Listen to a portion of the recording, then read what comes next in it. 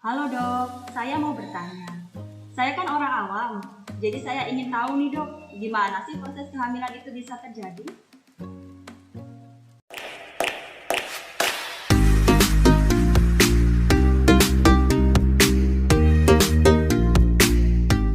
Kehamilan diawali dengan adanya proses pertemuan antara sel sperma dan sel telur,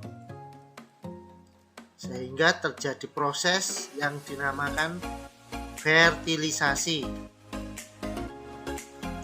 Satu sel sperma bertemu dengan satu sel telur, terjadilah pembuahan, kemudian terjadilah yang namanya zigot.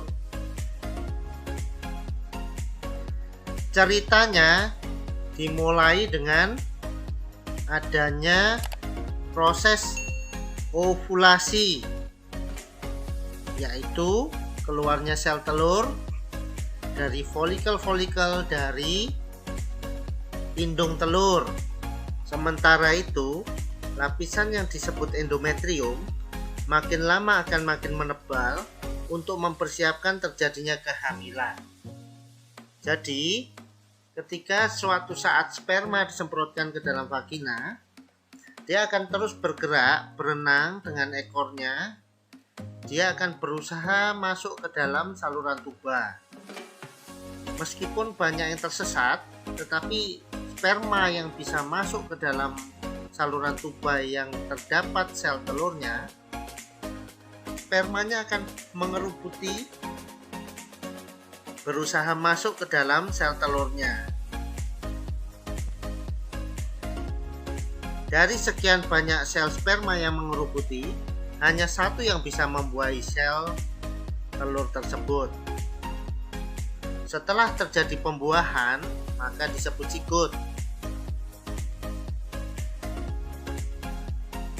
Dan zigot ini akan membelah 2, 4, 8, 16, dan 32 sel.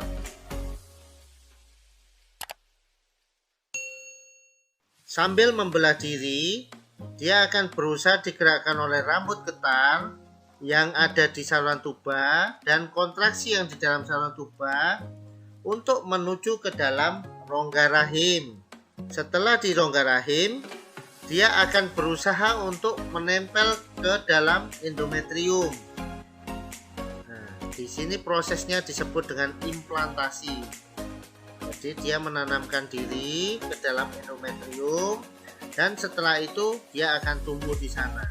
Nah, inilah proses mulai dari fertilisasi, pembuahan hingga terjadi implantasi, penanaman di dalam rahim. Nah, jadi sekarang sudah tahu ya guys, bagaimana proses kehamilan itu terjadi. Dan ternyata, jika salah satu proses itu terganggu, bisa mengakibatkan wanita susah untuk hamil. Susah loh ya, bukan berarti tidak bisa hamil.